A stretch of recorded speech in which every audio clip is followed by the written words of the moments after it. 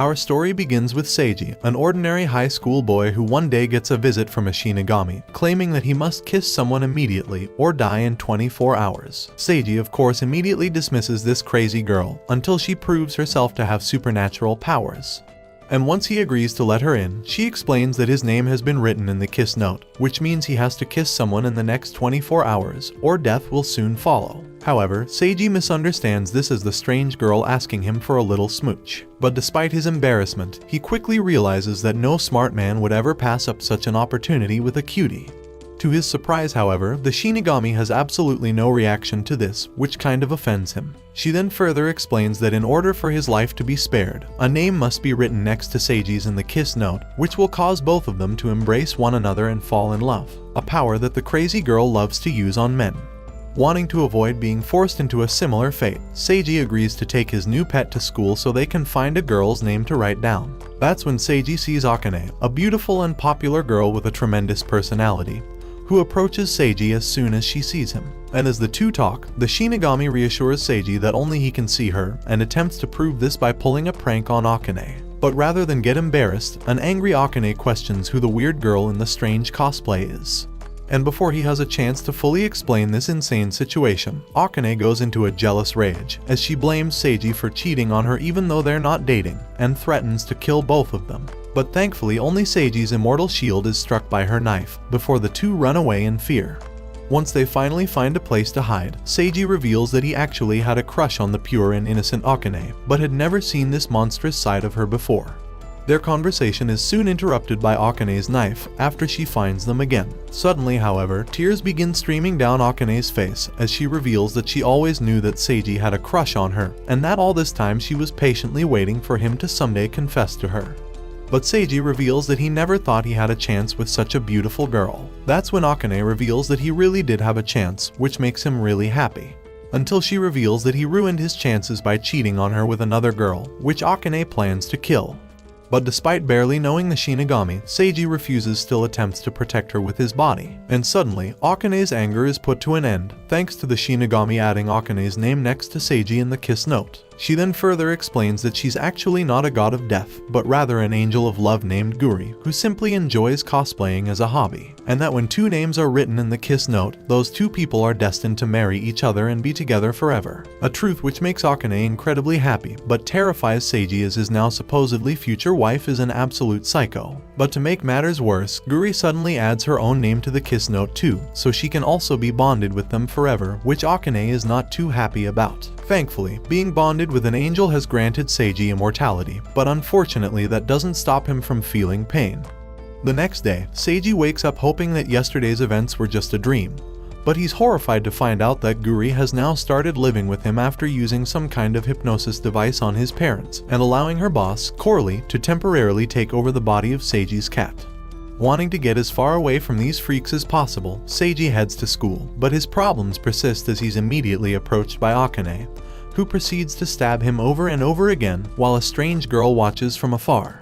And things continue to go bad for Seiji when later that day the strange girl steals the kiss note and Seiji is forced to chase her all around school. When they finally catch up to her, Akane also arrives with murderous intent, but Seiji manages to disarm her by calling Akane by her first name, which he had never done before. It's later revealed that the strange girl is actually Yuzu, Akane's half-sister, and that she's in love with Akane, and hoped that she could use the kiss note to turn the two into a couple. A dream which is of course immediately crushed by Akane's refusal. However, things soon get even weirder when Guri ends up writing Yuzu's name on the kiss note as well, bonding all four of them for life as part of Seiji's harem. The next day, Yuzu is creepily stalking Akane from outside her house when Guri suddenly interrupts her out of nowhere and tells Yuzu that she wants to get to know her better as she finds her intriguing. Meanwhile, Seiji is assaulted by Akua, his little sister, just as Akane arrives to witness this. But she's stopped from ripping Akua's head off when Seiji explains that she's his little sister, which immediately changes Akane's behavior as she introduces herself to Akua as Seiji's future wife. In response, Akua states her disgust for her brother and storms off. Once Seiji and Akane arrive at school, they find that Guri and Yuzu are running some sort of love consultation club, where they're secretly pairing students with their crushes by writing their names together in the kiss note. Upon seeing this, Seiji immediately puts an end to this by confiscating the kiss note, and lectures Guri on the dangers of playing with people's hearts so nonchalantly. And after Seiji and Akane leave, Yuzu questions Guri about why she even hangs around a loser like Seiji in the first place. But Guri responds that, despite being an angel, she knows absolutely nothing about love, and feels that she'll learn more about it by being with Seiji. Shortly after, Guri and Yuzu find a love poem that was secretly written by Kusunoki, a teacher at their school, who unfortunately enters the room just as the two troublemakers were reading his poem. Kusunoki is soon left even more embarrassed when Marie, his love interest, enters the room with Seiji and Akane and begins lecturing her sensei on his inappropriate appearance before fixing his outfit herself. This leads Yuzu and Seiji to realize that Kusunoki has feelings for Marie, but due to the forbiddenness of a teacher and student relationship, the gang decides to hold a meeting to discuss how to proceed with helping their love blossom.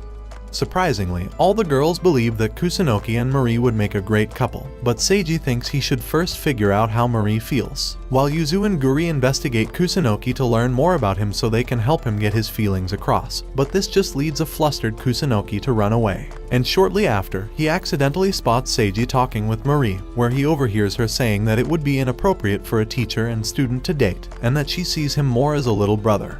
After school, Guri comes up with some sort of master plan to kidnap Marie so Kusunoki can come rescue her, which she says will make Marie fall in love with him. But her plan is quickly foiled when Marie instantly recognizes her, and to make matters worse, they're both suddenly held hostage by real bank robbers. When Yuzu later arrives at the scene, she mistakenly believes this to be a part of Guri's plan, and begins encouraging Kusunoki to fight for his love by defeating the bank robbers, who for some reason just stand there confused as they listen to Yuzu's speech, until they get angry and point their weapons at their hostages, but neither girl seems to care. Marie soon also finds herself joining in on Yuzu's speech, by encouraging Kusunoki to do his best, and even creates an opening for him to take down the robbers. This proves useless, however, as Kusunoki's punch is far too weak. But that doesn't stop Marie from praising his bravery, while once again ignoring the bank robbers right behind them. Suddenly, Akane arrives, and upon seeing her future husband's life being threatened, she proceeds to savagely beat the bank robbers, as the rest of the crowd, and even the cops, watch in horror. After the day is saved, Kusunoki gains the courage to tell Marie to someday listen to his love confession, when they're no longer student and teacher. Surprisingly, Marie cuts him off and says that that was always the plan, and that she figured Kusunoki would confess to her after she graduates. Later that day, Marie reveals to Seiji that she actually fell in love with Kusunoki a long time ago, and has been slowly seducing him ever since, leading Seiji to view her as a bit of a manipulative devil. And he also realizes that they don't actually need the kiss note to guarantee this couple's future together, which bums out Guri. Meanwhile, Akua is watching all of this unfold from afar. Later that night, Akua dreams about a memory from her childhood where her brother saved her from some strange creature. But when she wakes up the next morning, she learns from Guri that her brother now has 3 girlfriends, and punishes him by scraping toothpaste in his eyes. Later that day on her way to school, the strange creature from Akua's dream appears, and begins chasing after her and the other girls. But while Yuzu immediately runs away, Akua is too scared to even move a muscle. When Seiji later learns about the strange creature's return, he immediately runs to save his little sister, and finds her hiding in the same tree she did when they were younger. Meanwhile, Guri immediately begins to laugh when she realizes that the scary creature chasing them is actually just a silly penguin, who immediately makes her regret her words by knocking her out. Seiji then begs Akua to jump into his arms, which she proceeds to do, recreating the moment from their childhood, while the penguin is knocked out and taken away by riot police. At the end of the day, Seiji carries his sister back home, as the two reminisce about their childhood. But just as Seiji thought he was finally getting along with his sister again, she hits him and runs away embarrassed, leaving him confused once more. The next day, Guri requests that Seiji take her out on a date, so she can learn more about love. And although they actually end up having a fun time together, their date is soon interrupted when they come across a man arguing with several women, who accuse him of cheating. When one of the women attacks the man, he attempts to retaliate, but is immediately stopped by Seiji. However, this White Knight attempt quickly backfires as Seiji finds himself in the middle of the violent quarrel, and to make matters worse, the kiss note is accidentally burned in the process. When Seiji and Guri then return home, they ask Coralie about what to do next, but he admits that he has no idea since the kiss note has never been destroyed before, while throwing shade at Guri for being such an incompetent angel. One consequence that is clear, however, is that Akane and Seiji are no longer immortal, and that Seiji is now free from his weird harem of psychotic girls. The next day at school, however, Akane ignores Seiji throughout the day, which leads him to believe that she has lost all feelings for him as a side effect of the kiss note burning. But when they investigate this belief by finding all the other couples that Guri had created with the kiss note, which of course are all men, the gang realizes that they're still in love despite the kiss note burning. Thankfully, Guri receives a brand new kiss note in the form of a smartphone, just as a furious Akane sprints towards Seiji with murderous intent, but smooches him instead, much to his surprise. She then explains that she had ignored him because she read in a magazine that it would make her boyfriend go crazy and chase after her, but she's now angry at Seiji for not doing so. She then proceeds to stab Seiji, who is no longer immortal. But to his surprise, he doesn't die, as it turns out that Guri had once again written all of their names in her new kiss note, once more binding all four into Seiji's weird harem. The next day at school, Guri and Seiji are approached by Shikimi, who requests their help with matters of the heart, but she seemingly doesn't know the name of her crush, which prevents Guri from using the kiss note to help. Later that same day, Seiji unfortunately catches a cold, and Akane's attempt to help causes envy and hatred from the other guys in class. After school, Seiji meets up with Shikimi on his own due to Guri being nowhere to be found. And while walking with Shikimi, Seiji accidentally reveals that he and his harem are actually completely immortal. Meanwhile, Guri realizes that her kiss note is missing. At that same time, the gullible Seiji continues to follow Shikimi to some ruined factory that would only attract a homicidal maniac, which Shikimi soon proves herself to be, as she reveals her true identity as a pink-haired psycho who's just my type, and begins hurting Seiji to learn how Guri is able to grant immortality. Elsewhere, Guri tells Akane and Yuzu about the missing kiss note and Seiji's sudden disappearance, as well as their conversation with Shikimi. Hearing this name causes Akane to fill with rage, and Yuzu to tremble in fear as it's revealed that Shikimi is actually their cousin. While Shikimi continues to interrogate Seiji, Akane suddenly arrives at their location and somehow gets in by breaking a hole through a concrete wall. But despite her impressive strength, Akane still finds herself restrained by Shikimi's strange power. Thankfully, Yuzu arrives just in time to stop this from escalating, followed by Guri, who is in a crab costume for some reason. Upon seeing her, Shikimi immediately returns the kiss note and begs Guri to add her to Seiji's harem because she claims to be madly in love with him, while making sure the others' mouths are shut to prevent them from interrupting. However, Guri surprisingly refuses this request, as she senses that Shikimi is completely devoid of love. Suddenly, Shikimi receives a mysterious phone call from Akane's mother and leaves shortly after, but not before promising to someday join Seiji's harem. Shortly after, Seiji is revealed to not be breathing, and moments later, he wakes up in heaven, where he meets with Coralie, who takes him to see a clumsy old geezer named Kami, who is the current god and Guri's father. As they talk, Kami explains to Seiji that Guri will replace him as the new god someday, and tasks Seiji to teach his daughter all about true love.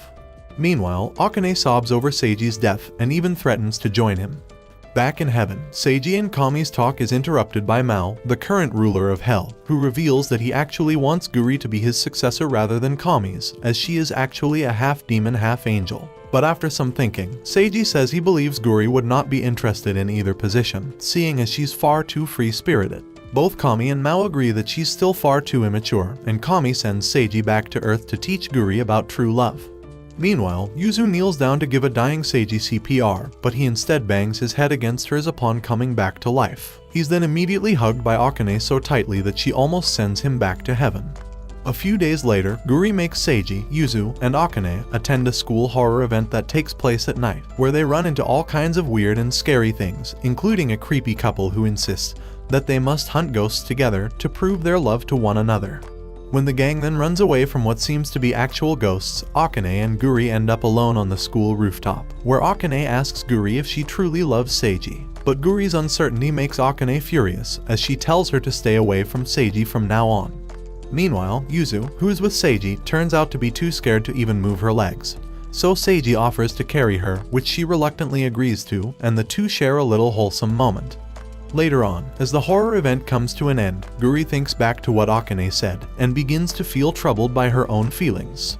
Sometime later, Guri invites Seiji to go to a festival with her, but becomes angry when Seiji refuses because she's already made other plans with Akane and Yuzu. But while blowing off some steam at a bookstore, Guri encounters a kind-hearted and handsome guy, who surprisingly asks her on a date. And despite agreeing to go out with him, throughout the date, Guri finds herself constantly comparing the guy with Seiji, and because Seiji refused to go with her, Guri invites her date to the festival instead. But while watching the fireworks at the festival with her new man, the guy tries to kiss her, but she rejects him because she can't stop thinking about Seiji.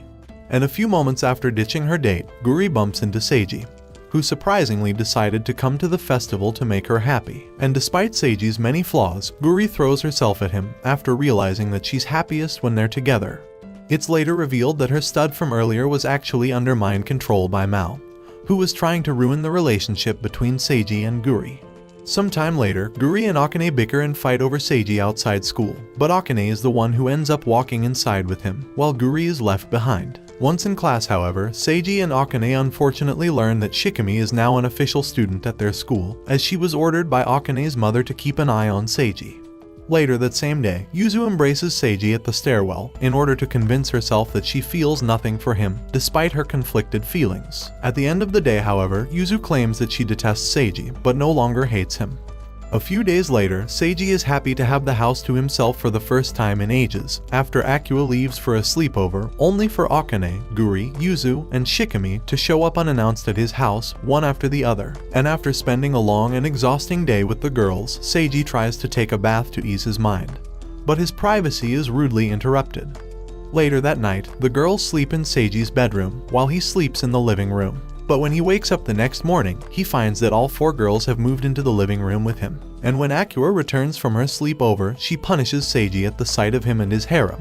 Sometime later, Guri is revealed to have been missing for over a week, which Akane greatly enjoys as this allows her to spend more quality time with Seiji. But suspecting that Shikimi is somehow responsible, Seiji confronts her in the school's locker room, where she captures him instead and proceeds to playfully torture him, while Guri secretly watches from outside. In a flashback, it's revealed that Guri had previously confided in Shikimi that there was something missing between her and Seiji, which led Shikimi to suggest to Guri to avoid Seiji and observe his relationship with the other girls. And while watching their interactions, Guri feels a pain in her heart.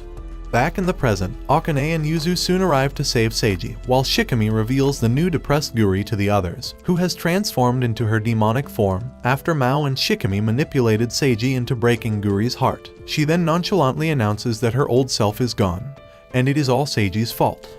She leaves shortly after and spends the rest of the day breaking up the many couples that she had brought together with her kiss note while being an angel. Meanwhile, Yuzu convinces Seiji to join her in saving Guri, but Akane refuses to accompany them as she perceives Guri as her love rival and would be happy to see her disappear.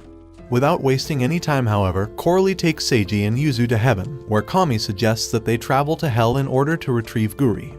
Meanwhile, in hell, Guri refuses Mao's request to become the new devil, which makes Mao think back to the time that Guri's mother had retired as the devil in order to marry Kami and eventually give birth to Guri.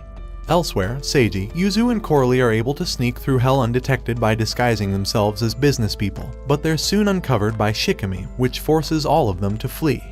They are rescued by Akane shortly after, however, who was able to reach hell after being literally shocked to death at the thought of Seiji being married and having kids with someone other than her. And after finally reaching Guri, Seiji pleads with her to return to normal. But despite Guri's claims that her old cheerful self is dead, she finds herself accidentally bantering with Seiji like before, which makes him realize that Guri has not fully transformed into a demon yet. Meanwhile, Shikimi takes pleasure in watching Guri suffer and become cast out of the harem, just as she was.